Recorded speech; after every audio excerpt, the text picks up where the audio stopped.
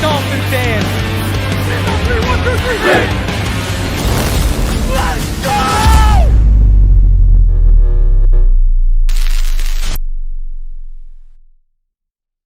What is good, Fin Nation? What's good? It's your boy Reason, and we are back here for another one. I hope everyone is having a fantastic start to the week. It is Monday, and I hope all of y'all are doing well. This, just a reminder that, we cut down to 53 next week, but it is literally my first vacation since starting this channel. So next week I will be MIA. And no, I'm not talking about the very talented European artist. I will be gone. All right. So I will be back the following Sunday. So after the preseason game this Saturday, I will leave Sunday, and then I'll be back the following Sunday. And then we will have a whole bunch of stuff to ramp you up to get into the first game of the season. All right. So just a reminder. All right. So that 53 this Thursday, me and Neil will be doing our 53-man projections. So let's see how close. I won't be here, but let's see how closely we hit. You know what I mean?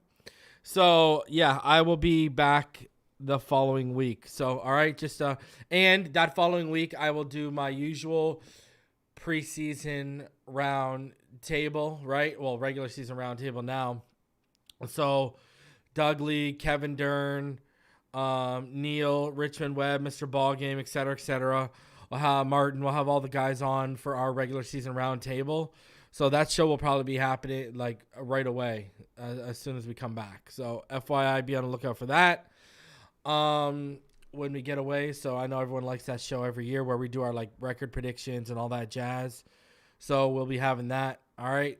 Also, for all of you Patreons and all of you channel members that are in the 2 fantasy leagues, remember when we get back, we got when I get back, we got 2 fantasy drafts to get into. So be prepared, baby. All right. On top of that, shout out to the homie Knight. I saw he got to it right quick earlier, and he was out here before the show even started, out here gifting a membership. So appreciate you, Knight. Shout out to you. And I think I got to look back and see who was the benefiter of that. It doesn't go back that far for me, I don't think. Yeah, I can't see who benefited from that membership, but congratulations to whoever did. All right, now, that said, we got a lot to go over today. We got my 10 takeaways. I got 10 takeaways from Saturday's win. On top of that, we're going to talk about all the injury updates because they're extensive. And then some things a great article by Chris Perkins on things we've learned from the first 4 weeks of training camp, as well as we are going to the 33rd team, where, as you know, the homie Dante Colinelli works. They sent over an article. So we're going to go over that. Then on top of that, listen, is Mike Greenberg scared of the Miami Dolphins? We're going to talk about it. Is trouble a brewing in Buffalo? This is something we've been talking about over and over again on the show. So I figured after what came out today, might as well cover that. And then we got a couple things I want to talk about in the opening thoughts here. And let's start off with this. Be worried, NFL. Be worried, NFL. Because, did that boy, all y'all who mocked, all of y'all who tried to crap on it, y'all look like real fools after Tua's handful of snaps on Saturday. Oh, reason, what art thou do you mean? What I mean is this.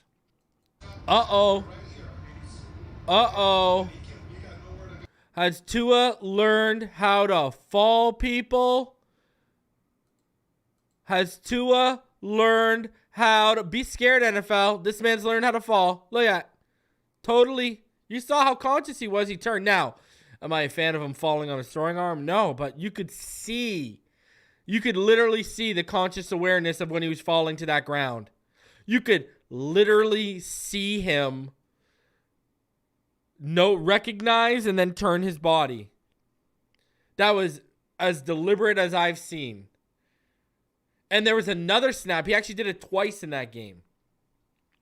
So he had Sheldon Rankins there bearing down on him and turns his body. NFL. All of y'all that mocked in these fan bases, even some on our own, this jiu-jitsu stuff. Just saying.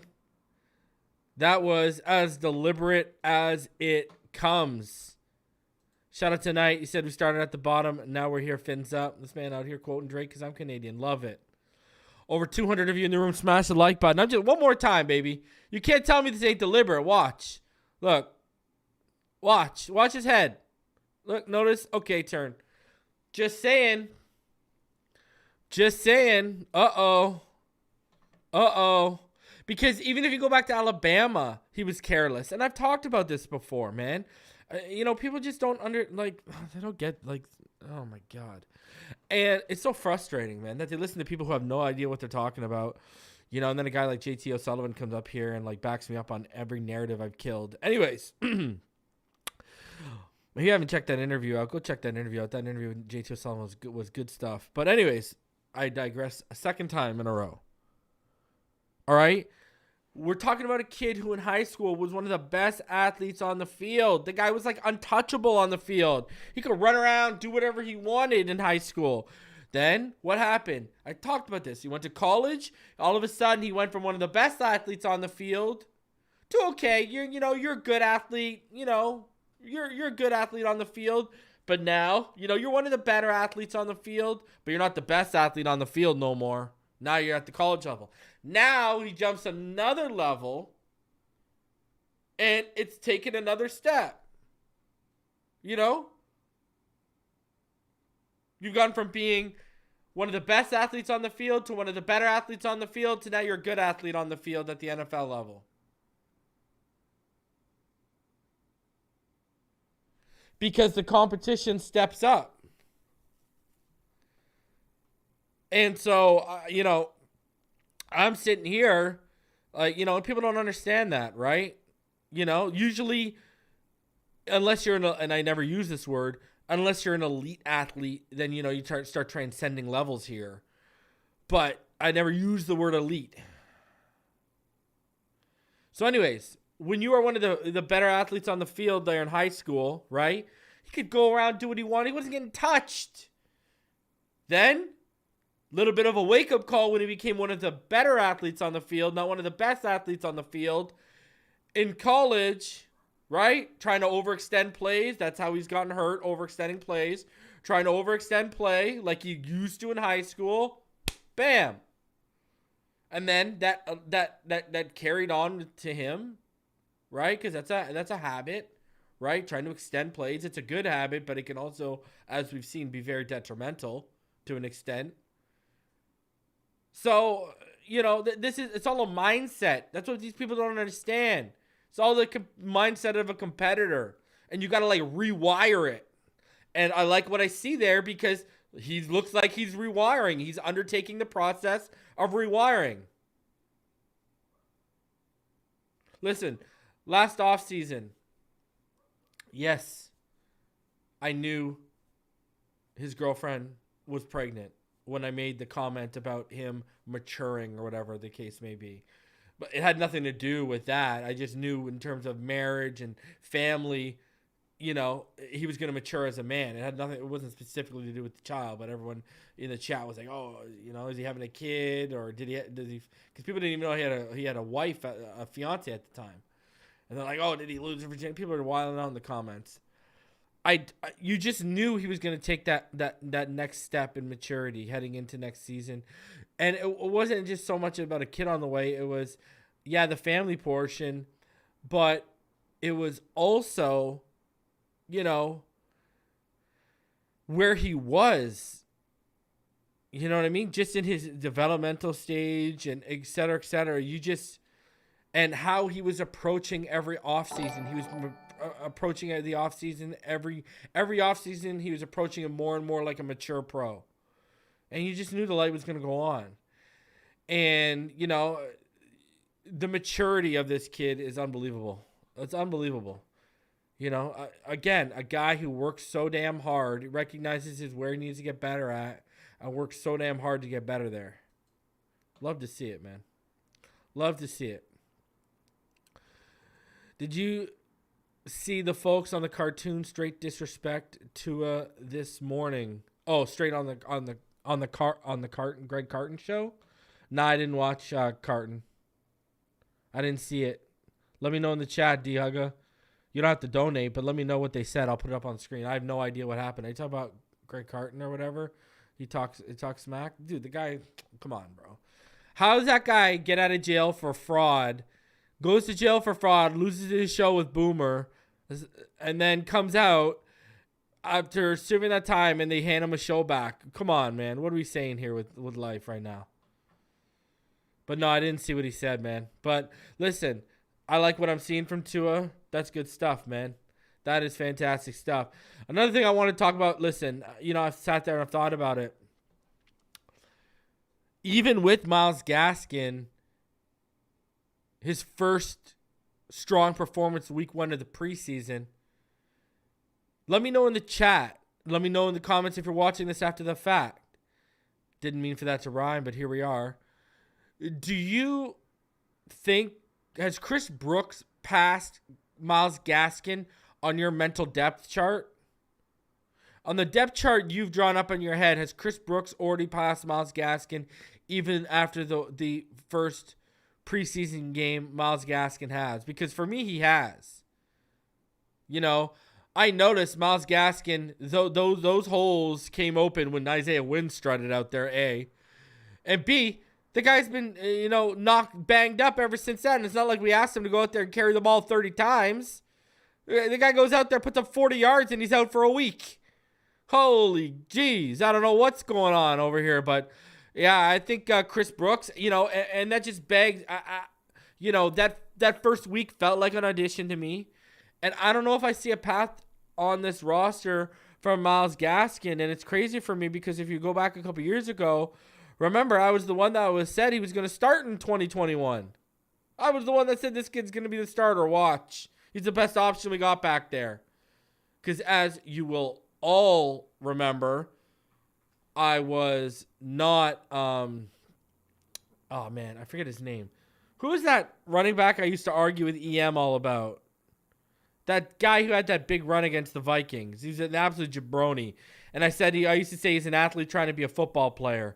Who was that guy? I used to always argue with EM about him. Because EM was always hyping him up. I'm like, bro, this guy's... Yeah, Kalen Ballage. Yeah. Oh, my God. Like when we had Kalen Ballage was Myles Gaskin's only freaking competition. Okay, and you watch the Myles Gaskin tape. Clearly, Myles Gaskin, vision, cutting, all the things you want, burst, explosiveness, he's better. But, I mean, we ain't dealing with Kalen Ballage anymore, gentlemen and ladies. Now we've got Chris Brooks. See, to me, the biggest threat, the guy who should be looking over his shoulder for Chris Brooks, the guy he would replace is Jeff Wilson. He's not replacing Mostert or Achane. The guy or even Ahmed, in terms of what they do, okay? The guy he needs to be looks over his shoulders, Jeff Wilson Jr. That's the one. And again, Jeff Wilson, the guy. Look at this. This guy's I've been talking about this guy for the past 3 weeks. This guy, first he gets knocked up.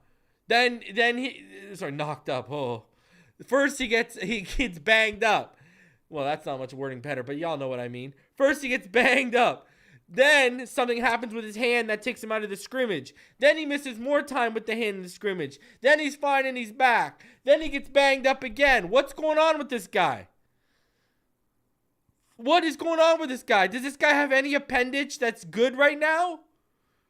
This guy's going to end up being a freaking pirate on a peg leg by the end of the year. We're already in August 21st, and this guy's already got like 4 or 5 times he's been reported being injured.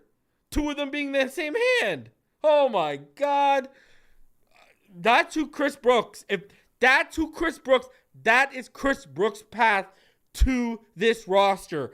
Dethrone, de-seat, whatever you want to call it, Jeff Wilson Jr. Because I'm going to tell you this.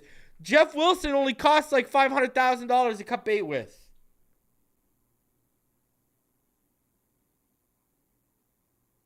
So, Spooky, why you gotta do him like that? Spooky, why you gotta do him like that? Oh my God, in contention for comment of the day, says, I guess Mike White skipped judo class. First of all, it's jiu-jitsu. All right, Spooky? Oh my God, that might be comment of the day. But anyways, I'm sorry, man. I know you guys have heard over the last 2 or 3 weeks my frustration has been building with Jeff Wilson Jr. And I'm sorry. With what Chris Brooks has been showing me, I'm ready. I mean, I might send him on the same Uber out of town as Liam Eichenberg. I'm there. I'm starting to get there. Okay? We traded for this guy.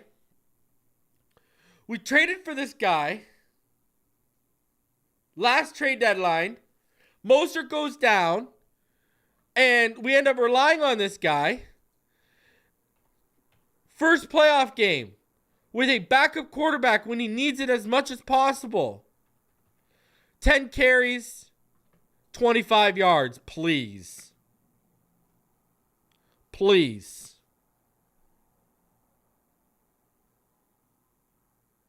Ugh.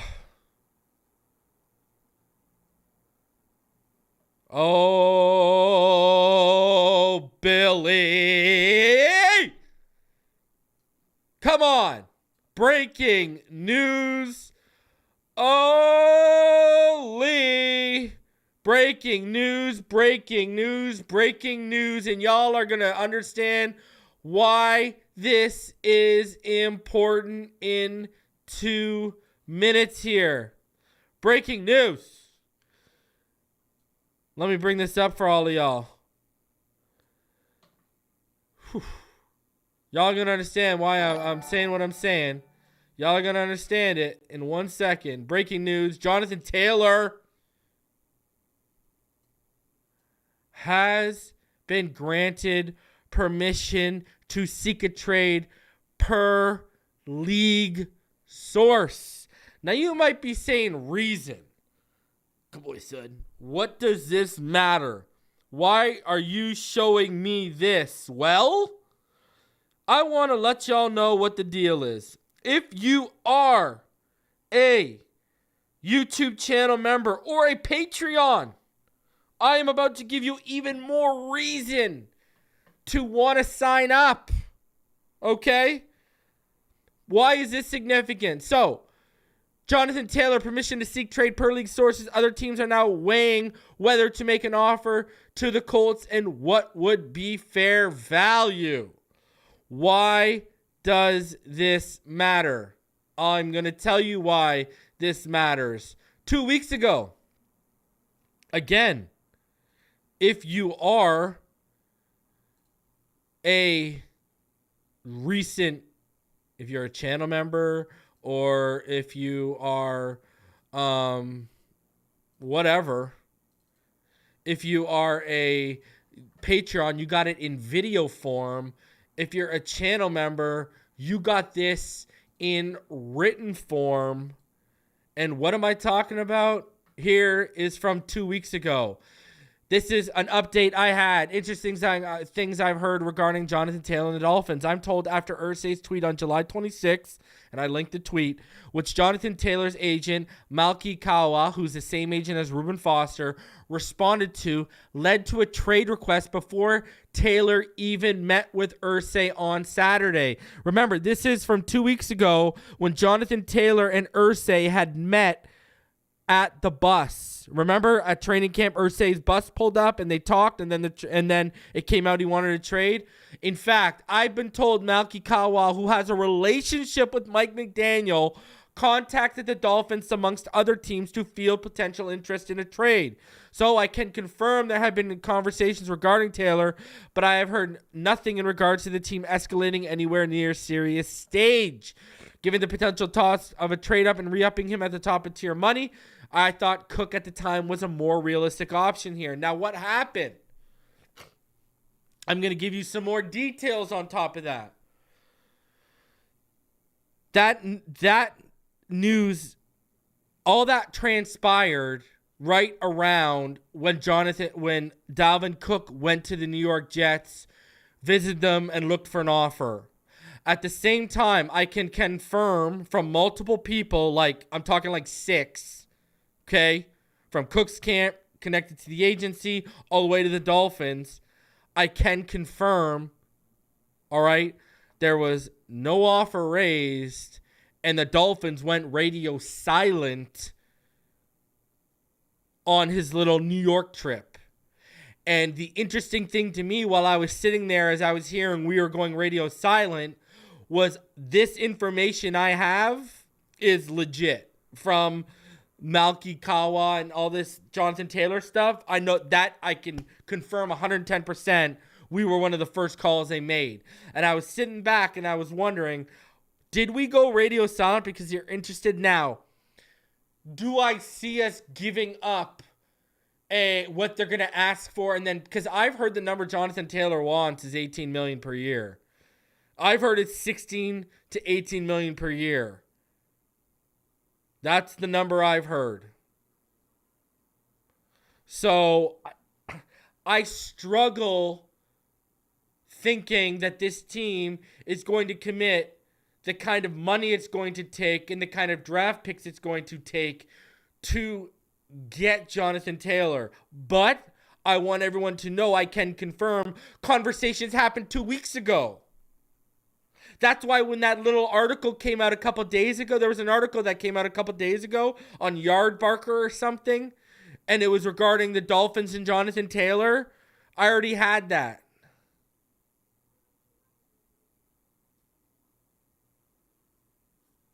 So, and I had a conversation 2 days ago. Here, I'll even bring up y'all that article right now to show you exactly what I'm talking about. Okay, because the thing that I just showed you was my own from from 2 weeks ago, right? So let me bring this up for y'all. All right. So this Yardbarker article was from what? Like August 18th. So 3 days ago. Watch this. NFL exec believes Dolphins Colts are talking Jonathan Taylor trade. Indianapolis Colts running back Jonathan Taylor has had a tumultuous few weeks. Things between him and the organization have gotten very rocky as the state of the running back market has impacted their relationship. Jonathan Taylor has made it clear that he is hoping to land a long-term contract, which he believes he deserves. So this has been going on for a while. I'm telling you, like, this article is from 3 days ago. So I don't know, man. This is what I know. So, but my thing is, do I think they have another? Hold on a sec, guys. Do I think they have another big trade in them? No, I don't. I don't. I mean, this is going to take a lot. Now, on the flip side, here is what you would look at in terms of a positive thing from all this. You know what I mean? Anyways, hold on. Let's finish this off here, okay? So, right, Chris Ballard made it clear that there's no such offer was going to be made to Jonathan Taylor this offseason. Potentially as a result of that, the star running back reported to camp and was immediately put on the physically unable to perform list with an ankle injury. Things got worse when Jim Irsay made bizarre comments, and I even linked those in my original post, right? He returned to training camp. Anyways, according to a former NFL executive that spoke to NFL Analysis Network, there are rumors swirling that the Colts are talking to the Miami Dolphins about a deal centered around Jonathan Taylor. I don't know if anything is going to get done, but I think the Dolphins and Colts have discussed a trade involving Jonathan Taylor. There's been an awful lot of buzz there. Again, I don't know if we're listen, he's only 23 years old, guys. So, yeah, he's worth a first-round pick. You're talking about a guy who was in the MVP conversation 2 years ago.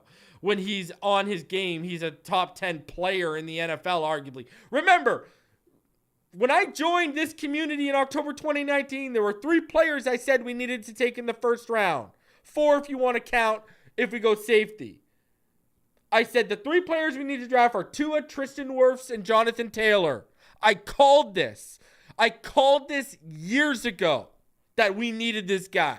And I said, well, if you don't go Jonathan Taylor, you need to go get Antoine Winfield Jr.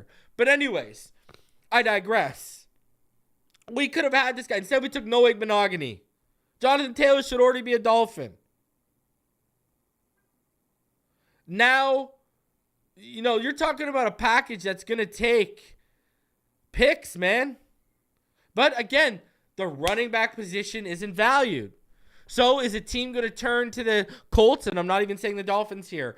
Is a team going to turn to the Colts and say, hey, listen, you just saw what happened in the free agent market. You're nuts if you think you're getting a first. Here's a second and a fourth or a third and a fifth. And we got to pay the guy? You're nuts. I don't know how this will play out. I don't know, but I do know, and I have a direct link there and a direct source, that we have had discussions, but they were initiated by Jonathan Taylor's agent, and it was around a little over 2 weeks ago. All right? So I've had it. Now, here's where the positive side comes in. Okay? Take everything out of your mind and think about this. All right? When you look at the cores, your defensive core in 5 years, you hope it's Jalen Phillips, right? Javon Holland, Cam Smith, right? In 5 years, they're still your core. On the flip side, your offensive core, Jonathan Taylor, Tua Tagovailoa, Jalen Waddle in 5 years. You know, that's your youth core. Because, again, Jonathan Taylor's only 23.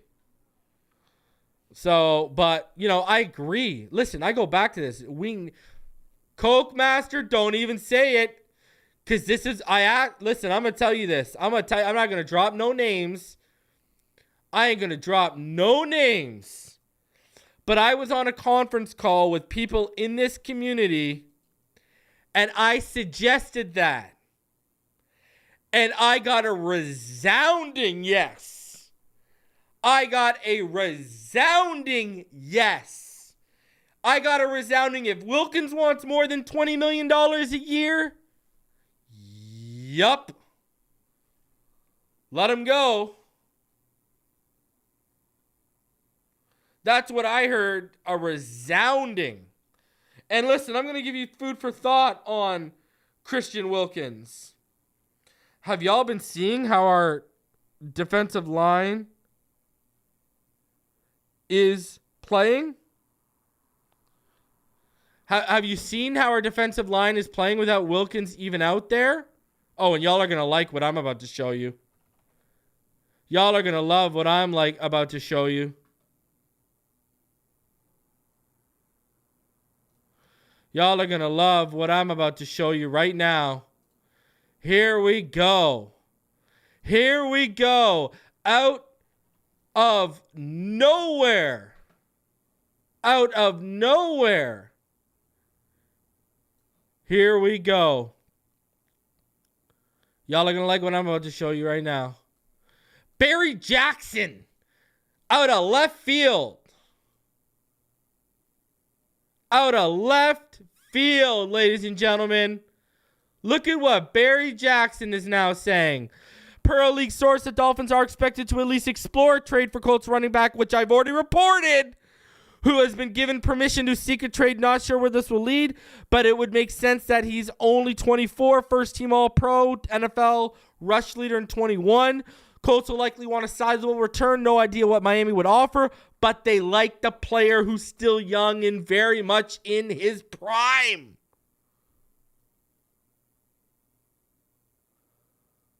Oh, boy.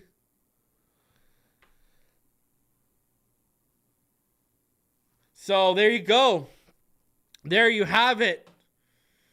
Something I already had 2 weeks ago. It's now coming to public light. This is another reason why I don't mess around. Y'all already know what time it is. So here we go. Let the new rumors begin. Oh, we all really sick of the Dalvin Cook stuff? Because now we got it tenfold coming in. I've got even more info that I've been sitting on. Because the day that article I just showed y'all about from 3 days ago came out, I had one of my best plugs in the media, in the national media, hit me up. And, yeah, we got some info on that, too. So I'm going to say that 3 takes going to be juicy this week. That's for sure. Love it. Beautiful stuff. So, man, are the Miami Dolphins exploring a trade for Jonathan Taylor? Wow. Wow. Let's go. Let's go. Let's go.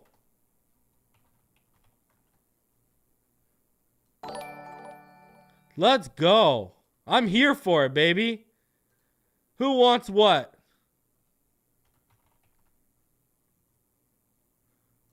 Let's go.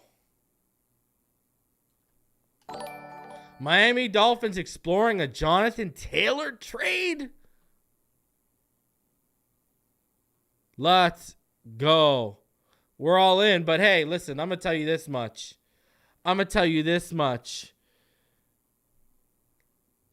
Listen, here's the deal. That's going to take a lot. If they pull this off, you've pulled off blockbusters for Ramsey, Chubb. Well, that evens it out. We've only pulled off one blockbuster offensive trade, but two defensive trades, right? Right? Let's be honest with ourselves. No? Tyreek blockbuster, Ramsey blockbuster. We got to even it out, Greer. And I'm going to tell you this much. I think we're all on board for not really trading for Dalvin Cook, waiting for him to hit free agency. Jonathan Taylor, that's my guy. I'm biased here, okay? I wanted him in the 2019 draft, like, so badly in this offense.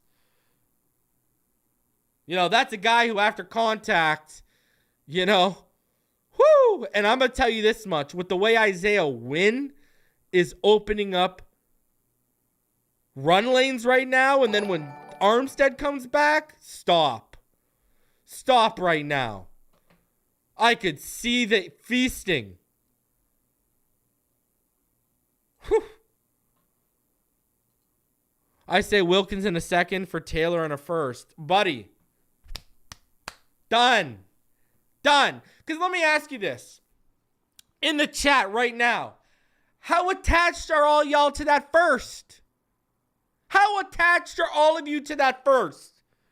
Raise your hand if you expect the AFC Championship or Divisional. Last I checked, that means we're picking after 25. What have I said since I started this channel? Since I've really opened up the draft doors to this community. One of the mottos I've always said about picks in that range. They are nothing more than glorified second round draft picks. I've told y'all this for years. No one has 32 first round grades in a draft. Doesn't happen. You're usually sitting from 18 to 22, and if it's a really good draft, maybe 24 first round grades. Maybe. That's a stretch. Usually you're in that 18 to 22 range. Brother, if we all think we're going to win a Super Bowl, that's the 32nd pick in the draft. What do I care? Go have it. Knock yourself out. If we go to the AFC Championship, what are we talking about? 28, 29, 30? Have it. I don't care. Now, this isn't just for Jonathan Taylor I'm talking about right now, too. Like, if there was a stud offensive lineman that came free and was available for trade, like, i.e., let's say Zach Martin, it didn't work out for the Cowboys. Do I care that I got to give up a 32nd, 30th, or 28th pick for one of the best left guards in the game? No. This is going to be a glorified second round draft pick. Aesthetically, it'll look like a first just because of the numbers. One of the few times numbers can truly lie to you. Because, again, there aren't 32 first round grades coming out.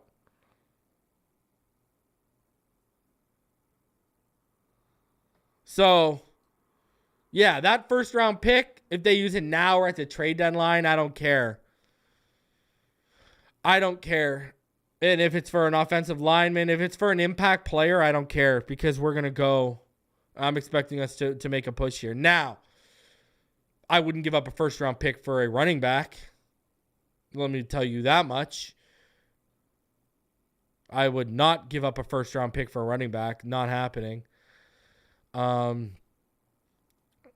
Taylor in a second for Wilkins in a first. If Wilkins is asking for $22 million,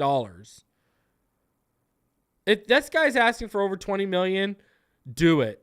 If Wilkins is okay with what I've suggested, which is, 4 years, $80 million with incentives, but we're talking like 60 to 65 guaranteed, so only 15 to 16 guaranteed, then okay, let's have the conversation. Let's not move Wilkins in the package. Try to get rid of Cedric Wilson.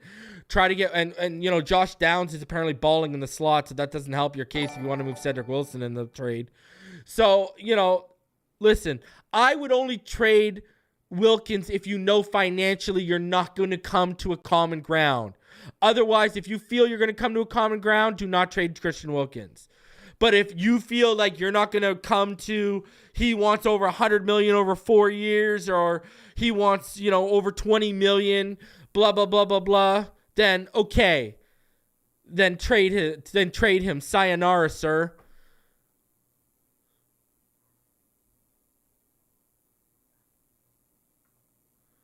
That's where I'm at. So now, Manuel says Ogba said Wilson and for Taylor. Omar said wins suck. Yeah, well, Omar also said Jesse Davis was a really good tackle, didn't he? Really said, wasn't he? Didn't he say he's one of our best offensive linemen? Okay. Wynn was good. He had some good reps. Now, he had that rep on that bad snap, that fumble. He had a bad rep on that. He had a bad rep on the sack given up. And the other bad rep he was trying to pull, but Austin Jackson blocked his pathway. So Austin Jackson actually screwed up that rep. But other than that, did you see how we ran the ball behind Isaiah Wynn the last 2 weeks?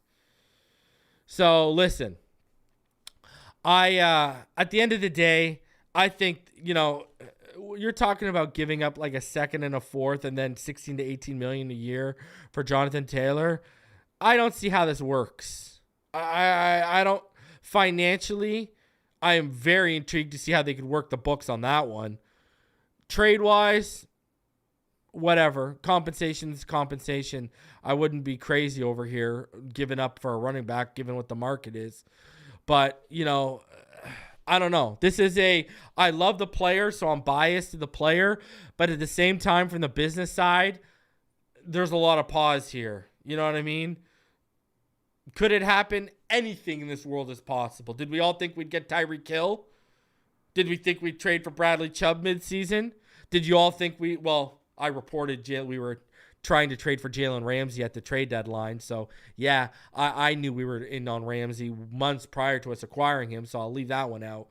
But Bradley Chubb and Tyreek Hill, well, we knew we were going after a wide receiver, but we all didn't even know Tyreek was available. We all thought we were going to make a move for Debo, and that's where the conversations were being had. So you never know. Anything's possible. But like I said 2 weeks ago, I would have thought Dalvin Cook would have been the more feasible and sensible route, giving everything you don't have to give up any draft picks, plus he would have been cheaper. But hey, 24 years old, if they're committed, cool. But I'm going to tell you this much. You could have drafted this guy instead of Noah Benogany. So every time you look at Noah Benogany, you understand if they trade for Jonathan Taylor, how much he costs in the long run. So, I don't know.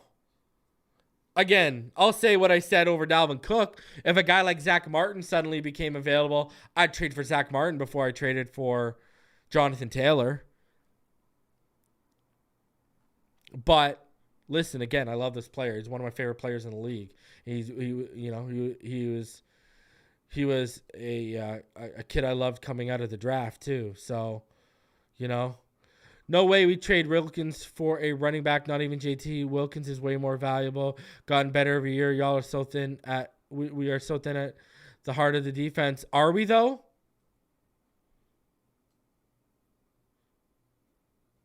Right, you got Zach Sealer. Ogba can kick on in the inside.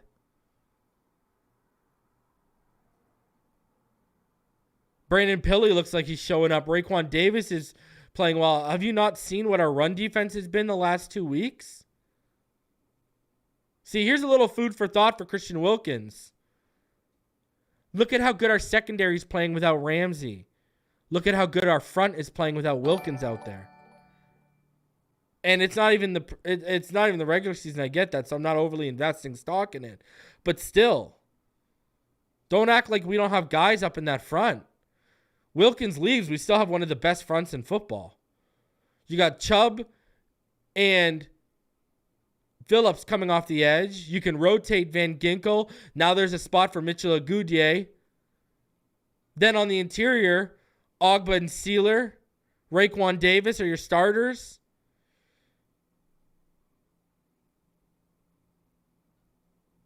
I'm telling you, man. We've been pleasantly surprised with how our secondary has looked since Ramsey has been gone. I think we've also been pleasantly surprised with how our front has looked with Wilkins sitting out. Listen, I want Wilkins to stay. But y'all are crazy when you start talking about over $20 million per year. You're getting into offensive playmaker impact money when you're talking over $20 million a year. That's serious squawk, man. That is no freaking joke. Bro, we have a 2-year window. Greer, be a savage. Do what you know. Listen, at the end of the day, that Tyreek move, ground game. Listen, I agree. It only helps at the O. Listen, I think we're talking about. There's no sense in even talking about Wilkins. I don't even think they're going to try and give up Wilkins. I don't think they're going to try and trade Wilkins. I think they're going to try and offload like Cedric Wilson. They're going to try and offload guys like that. Maybe they put Jeff Wilson in the package or one of our running backs in the package. I don't even think they'll put Wilkins in it, but I'm going to tell you this much. If Wilkins is out here saying, I want Jeffrey Simmons money, I want $22.5 million, I will say to the Colts, do you have interest in Christian Wilkins? If this guy is asking for $22.5 million, y'all are nuts if you want to sign him at that money. That is not a good business move. I am sorry. You could get Zach Sealer for probably ranging $14 to $16 million a year. And he's not that far off from Wilkins. But again, if Christian Wilkins is being reasonable and we can get him done for 4 years, $80 million, 60 to 65, that guaranteed, lock him up. But if this guy's out here talking about on some real-ish, he's talking about some, $90 million guaranteed over 4 years, which is $22.5 million a year. For all you that don't know, if he's on some $90 million guaranteed, $80 million with incentives up to like 110, sorry, sir.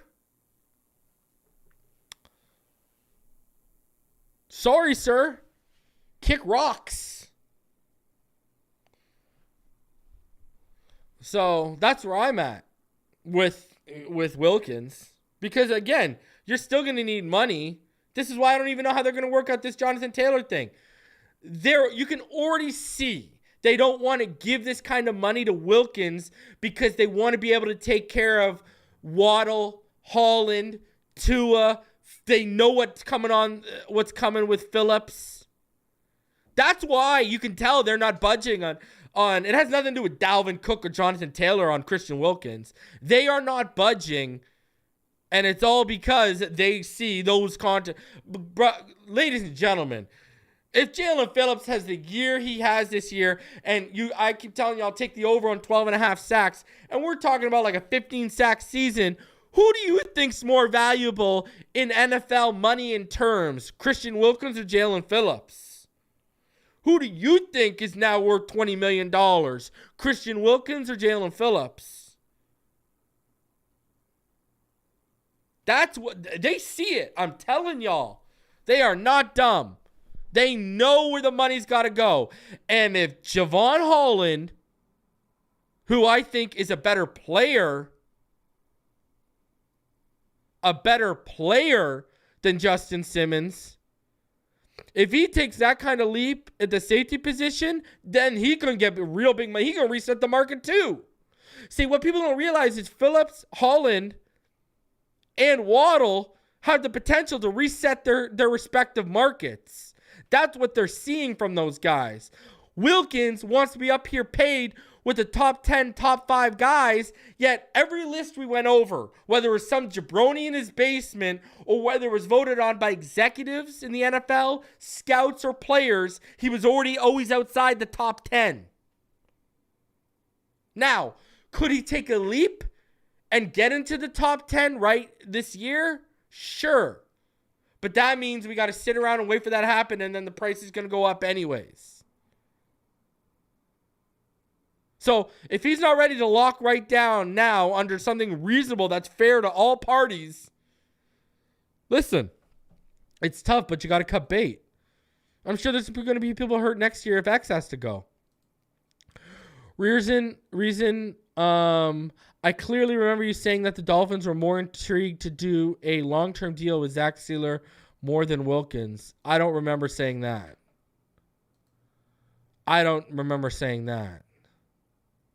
What I've said is if they sign Wilkins, Zach Sealer, he ain't here. What I've said is you can't have both. I don't remember saying that. I honestly, I'm going to be honest with you. I don't remember saying that. I really don't. I don't think I did say that because I don't remember saying that. But, that's what they're looking at here. I'm telling y'all right now.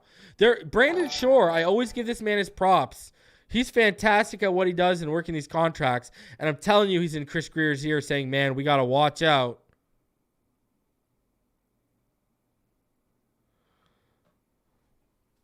So, and I've already told y'all. Y'all. If this guy's asking for that kind of money, listen, keep him on the team under the franchise tag. Go make a move for Aaron Donald when the Rams suck at the deadline. Go get arguably the best defensive player ever who's more versatile along the front than Christian Wilkins as well. Sign him, re-up him to a 1-year or 2-year deal and get the compensation you get when someone signs Wilkins. Listen, I could play hardball too. So I'm just saying that if we're talking stupid money here, I don't know. Anyways, we haven't even got into stuff because Jonathan Taylor just sidetracked this show. But over 500 of you,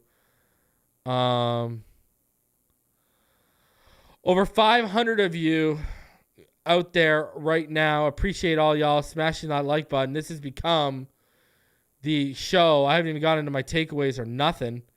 So we're going to have to get into all that right now. So let's get into all that.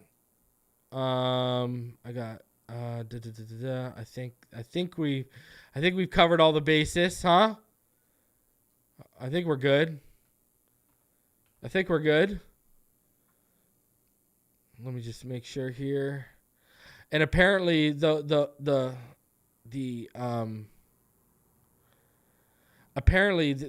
price is I'm trying to find the price here because I see the rumored price here. Here you go. I'm seeing the price here per Stephen Holder. Here is your rumored price for all of you for wondering about Jonathan Taylor. I'll bring it up for you guys so you can see it in front of you.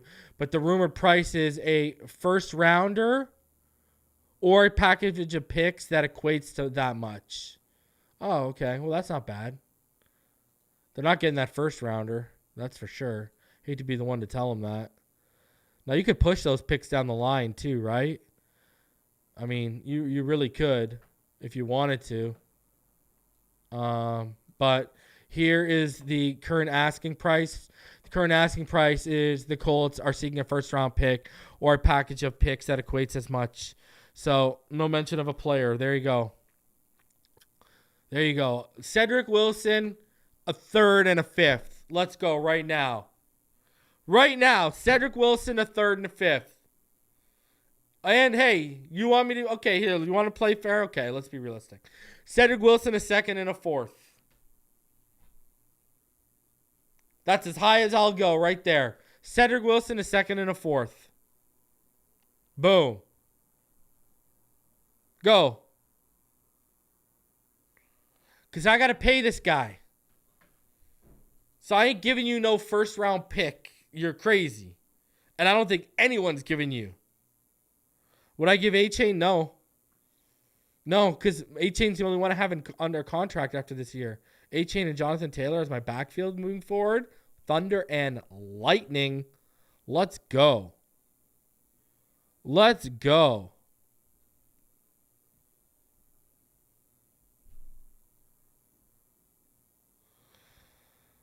I don't know if I can give up 2 firsts, Alf. With that second and fourth, you might be able to squeeze me into a second and third, but I'm spreading them apart now. I'm not giving them out of the same. Listen, I ain't giving them out of the same draft class. 2 twos. Then you look at it. Are you going to find a better player than Jonathan Taylor in the second round 2 years in a row, or 2 out of 3 years? And then you say to yourself, no. And then you say to yourself, where's that second rounder going to be if we're in the AFC Championship or winning a freaking Super Bowl? It's going to be at the end of it's going to be a glorified third round pick. So, yeah. I mean, you could probably twist my arm. I ain't going to lie. I'm not going to lie. You could probably twist my arm. And then I still got that first round pick I can tinker with and try and get some offensive line help in the draft. You could twist my arm, I'm sure. Over 500 of you in the room. Appreciate y'all for coming in. Let's keep it rolling here, though. We've gone over a ton of Jonathan Taylor. So the Dolphins looking to explore a Jonathan Taylor trade. And I had the information over 2 weeks ago on my Patreon and on the YouTube community tab for channel members. That's why you got to be a channel member or a Patreon. Man, I knew that because again, I'll repeat, when Irsay was making those bizarro trades and Malky Kawa, the agent of Jonathan Taylor, went out. They woke up the next morning, got Jonathan Taylor on the phone, started making calls, and one of his first calls was to Dalvin Cook. At the same time is when Dalvin Cook was going and making his little New York stop, and everyone in Dalvin Cook's camp through that weekend, the Dolphins were radio silent. And me and a couple other people I let in on that info were theorizing have the Dolphins gone radio silent because they're realistically exploring this. Now, again, I still don't. I've heard the number I've heard from him is 16 to 18 million a year. He wants to reset the market. We know how Greer values the position. I don't know. I can't sit here and say I think it happens. Now, again, Greer is Mr. Blockbuster. Blockbuster Video might have went out of business a couple years ago, but the Blockbuster still exists in the NFL, and that's Chris Greer. He pulls them off. This guy wakes up on a Sunday, puts on his shoes, and pulls off a Blockbuster trade. I don't know. So I'm not going to put anything past him. We are interested. We are exploring. Initial conversations have been had that were initiated by Taylor's camp, and we will see where it goes from there. That's all we can say. This is what we'll be looking at. It was almost 2 months ago that, per source inside Dolphins camp, was to sign Seiler long-term deal. Yeah, I haven't reported a signing Seiler to a long-term deal. Yeah, I haven't reported that, dude. I appreciate the donation, but I have not reported a long-term deal was on the horizon for Seiler. The only thing I've reported is that I've reported they hadn't had discussions on a long-term deal while they had discussions with Wilkins at one point. I had said that, but I have not indicated that a long-term deal is near or even being discussed in Miami with Seiler. All right, let's get into my takeaways from Saturday. Let's try and follow that up, right? So my 10 takeaways, the running men. I mean, when you look at what Chris Brooks is doing, when you look at what Salvon Ahmed is doing, unbelievable stuff. Who would have thunk that the Miami Dolphins were going to put up 205 rushing yards. It's unbelievable. It's unbelievable stuff. Who went into that game thinking that was going to happen? Huh? Huge stuff. I mean, and again, you look at it, and the Dolphins had 129 rushing yards in the first half in week 1 of the preseason. They had 140 this week. Because guess what? That 129 last week, that was the most in the first half of a preseason game for Miami since 2000. That only stood for a week, and they broke it. Unbelievable stuff. Beautiful, beautiful, beautiful. And Salvon Ahmed, his 99 rushing yards were the most in a preseason game since August 14th, 2004. Who remembers Fred Russell when he rushed for 101 against Jacksonville? Wow. So, do we even need Jonathan Taylor? That is a legitimate question that can be had right now. Number 2, that second Tua drive, quote unquote, looked like money to me.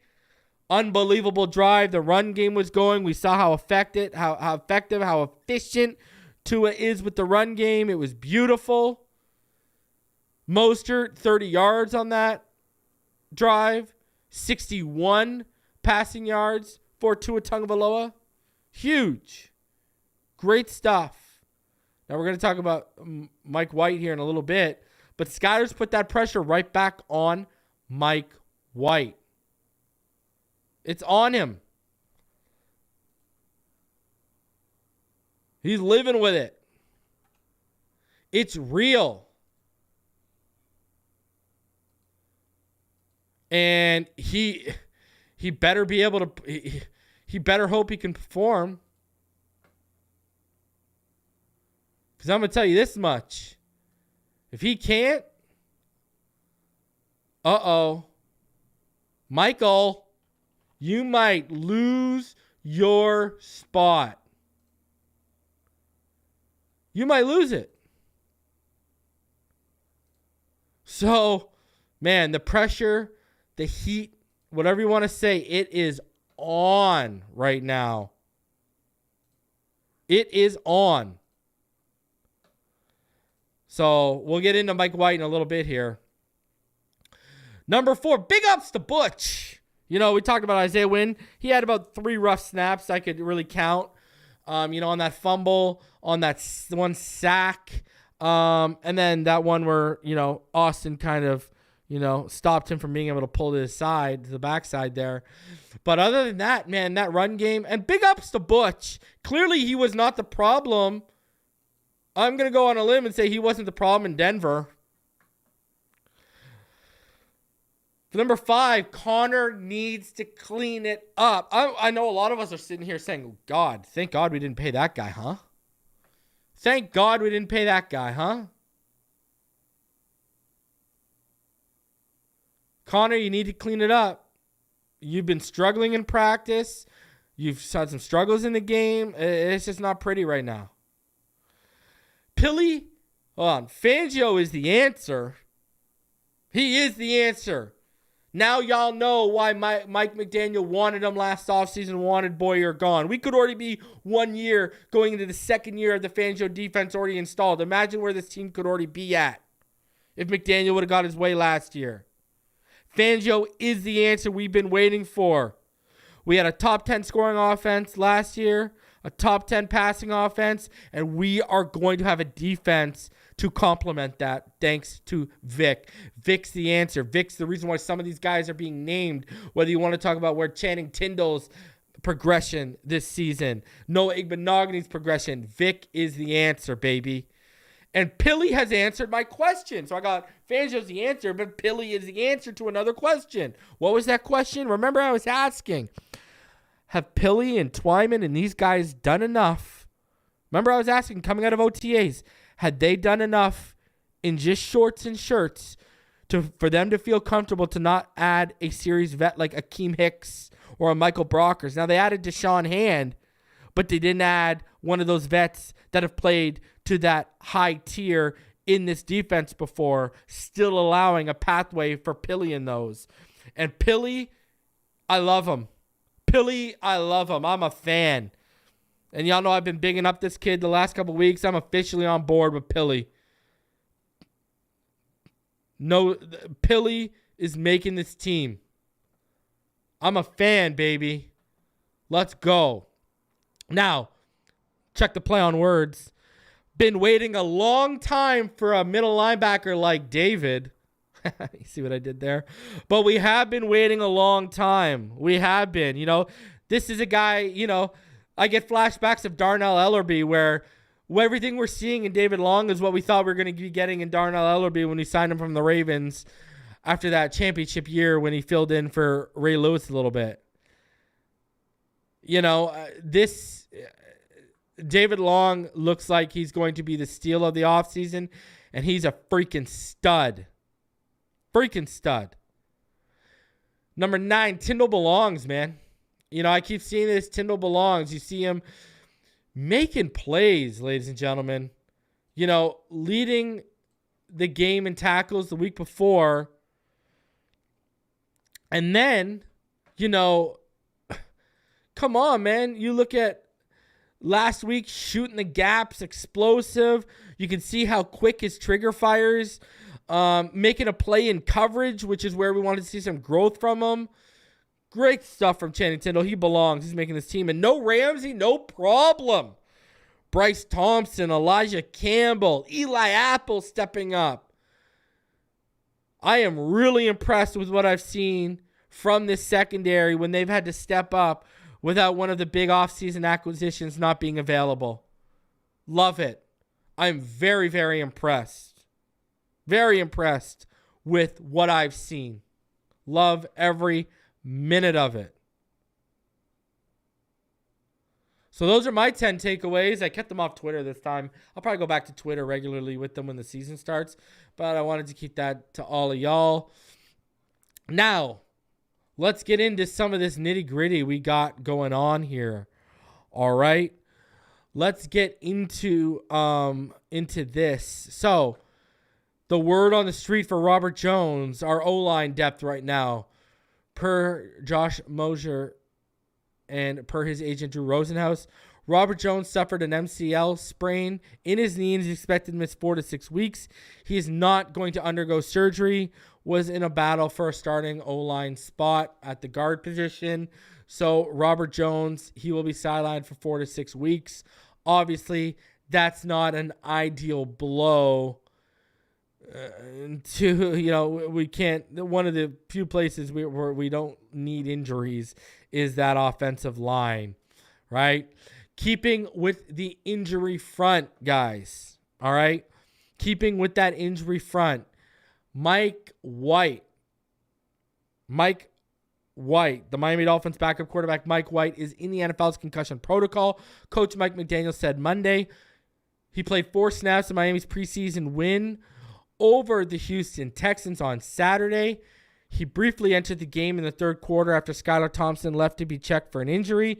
It's unclear when White sustained his suspected head injury, but during his brief stint on the field, he was sacked by defensive end Adeo Odiele, being swung to the ground. Defensive lineman Byron Cowart also made contact with White's helmet on the play. While on the ground, White briefly grabbed his helmet. He was on the field for one more play, and then the Dolphins punted. Thompson re-entered the game on the next possession. McDaniel said the staffers noticed some irregularities, jump-starting the concussion check. McDaniel was informed that White was unavailable to enter the game. Plans quickly change. You just have to adjust like all football teams do, McDaniel said. McDaniel said that the plan was for White to split reps with Thompson against the Texans as both compete to back up starter Tua Tagovailoa. Tagovailoa played the first 2 series, and then Thompson entered the game for him, eventually playing in all but the 4 snaps he missed in the third quarter. So that was what they were going to do. They're going to give him the second half. Thompson threw 3 touchdowns as the Dolphins won. So there you go. Even Thompson confirmed, I knew I was going to play after Tua. I didn't quite know what the situation was going to look like. Once Mike went through the same deal that I did, they just informed me that I was playing the rest of the game. And the injury development throws a wrench into the competition to back up Tagovailoa. The Dolphins will play their final preseason game on the road against Jacksonville Jaguars on Saturday. There is a 5-step to return to play process for anyone in the concussion protocol, which puts White's availability for the finale in question. And guess what? The Dolphins have now re-signed James Blackman, who was released on August 7th. So that will be available for the Jag game more than likely. All right. So De'Von Achane, who injured his shoulder against the Texans, is week to week. Asked whether Achane would be ready for the season opener, McDaniel said he's not really worried about that being an issue. I'm more worried about how he's going to look at the end of the week and the beginning of the next. Mike McDaniel also said Eric Saubert could miss more than a week or two, rehabbing an injury he sustained against the Texans.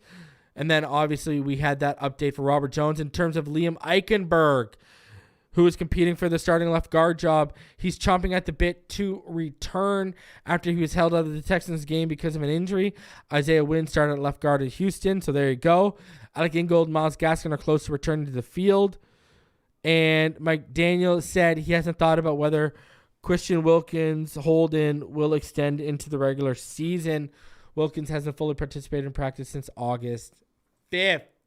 So there is your latest. S-Tribe donates $2. It says Beely, pronounced as B-Lee. Oh, talking about Peely. So there you go. There is your latest injury update as it starts to get extensive. That's for sure. And just to make room for James Blackman, who they brought back today, well, they made space for that by cutting Tino Ellis. Tino Ellis got the chopping block, man. So there you go. There is that. Just quickly here, if you did not see it, head over to the 33rd team because they had a ranking, an interesting ranking, and it's kind of obvious who they're going to pick. But they went over here and they ranked the NFL's top 9 receivers under 6 feet tall. And at number 9 was Elijah Moore. Number 8 was Odell Beckham Jr. 7 was Hunter Renfrow. 6 was Christian Kirk. Darnell Mooney was 5. Deontay Johnson was 4. Lockett was 3. And then 2 was Jalen Waddle. Incredibly, the Miami Dolphins not only have Tyreek Hill, but maybe the NFL's best Tyreek Hill comparison in Jalen Waddle. Waddle's 11.6 yards per target led the league last season. So did his 18.1 yards per reception. And he can maintain his speed and fluidity when making breaks. For an NFL receiver, your ability to accelerate and reach top speed is just as important as your ability to decelerate and throttle down. Waddle is superb here. And then number 1 is Tyreek Hill. If not for Justin Jefferson, Hill would be in the discussion for the NFL's top wide receiver, period. It's not just that he's fast, it's how fast he can become fast. His acceleration, in other words, most guys who can truly accelerate do so off the snap or a few steps into the route. Hill does both in Miami's offense. Hill's speed and acceleration have become even more potent thanks to all the jet motion and switch releases that he does. So I don't think that's any secret. The Dolphins listed as having the top 2 wide receivers in the NFL under 6 feet tall. Guys, over 500 of you in the room. Smash that like button. Subscribe if you're new. Guys, in case you didn't see it, I got a couple things I want to go over. First thing is Mike Greenberg scared of the Miami Dolphins? If Tua Tagovailoa is healthy for the majority of the season and standing upright when the season comes, the regular season ends and we go into the playoffs, they're as good as anybody, and literally anybody, including Kansas City and anybody else in the AFC. Talent-wise, man for man, I think they're as good as any team in the NFL. So that's coming from a Jet fan. As good as anyone, talent-wise, man for man. Those Miami Dolphins are as good as anyone in the NFL. I've heard Greenberg all of a sudden over the past couple weeks, here and there, he's been giving us our props, and he's a Jets fan. I got to wonder, is he worried? Is he scared? Is he scared of the Miami Dolphins? Sounds like he's starting to get a little worried, huh? I would be too, because those Jets, I think the Jets are going to be more scrutinized this season than we are. Prepare for that. For some reason, they put way more pressure. The media has shifted all the pressure to the Jets in our division. And the Dalvin Cook deal just shifted even more. Now, hey, obviously, if we trade for a guy like Jonathan Taylor, that's going to shift pressure back to us. But all the pressure's been put on the shoulders of the Jets. And I love it. I love it. And then, finally here, Stephen A. Smith. He's claiming that Diggs wants out of Buffalo. And we've covered this. This could be a huge thing for the Buffalo Bills moving forward. We know he's unhappy. The pictures have come out over the last 2 years. Now the stories have come out about him and Josh Allen. Is everything falling apart as quickly as it built up and looked prosperous for the Buffalo Bills? I can't ignore. Because to me, elevating it just like that is letting the Buffalo Bills off the hook.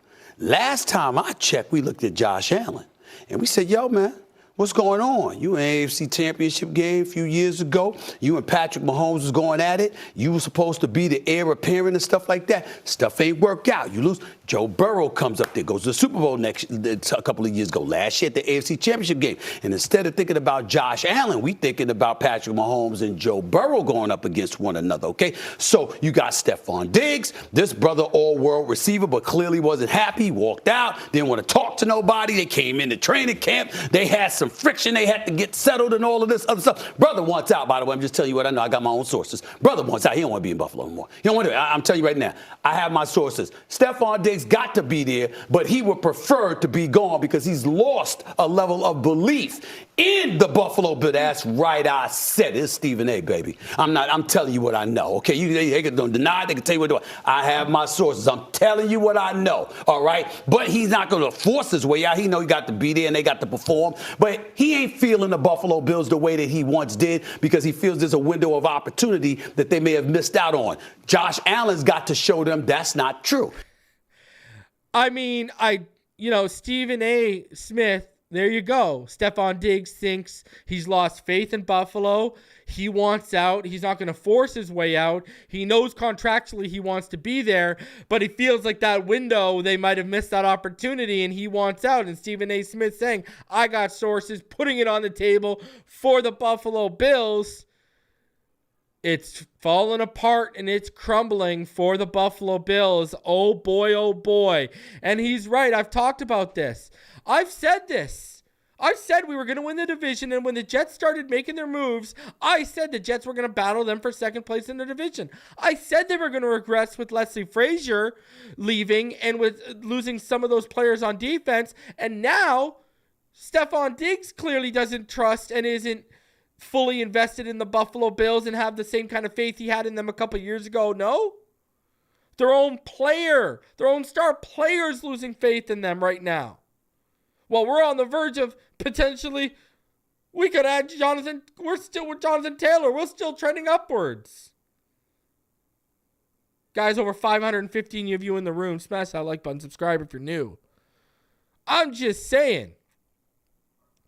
That sounds like Diggs is going to be out of the division in a year or two. That sounds like he could be out of here by next year, and it's going to be even more Tyreek and Jalen Waddle's division to dominate.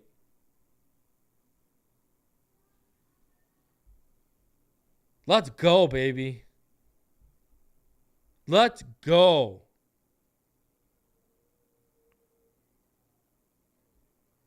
Huge day, guys. Huge day, man. Jonathan Taylor request has been granted.